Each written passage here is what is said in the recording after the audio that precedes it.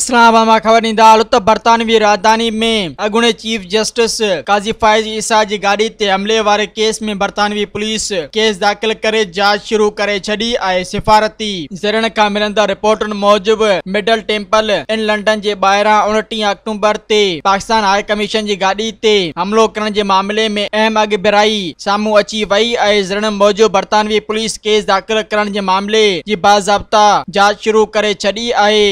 मामले खे बरतानिया जे आला तरीन सिफ़ारती इख्तियारनि जे आॾो उथारण खां पोइ केस दाख़िल कयो वियो आहे, जंहिं खां पोइ हाणे जांच बरतानवी कानून जे तहत कई वेंदी। मज़ीद ख़बरनि ऐं तफ़सीलात लाइ विज़िट कयो असांजी वेबसाइट www.awamiNewsHD.com ऐं ॾिसंदा रहो अवामी न्यूज़ HD।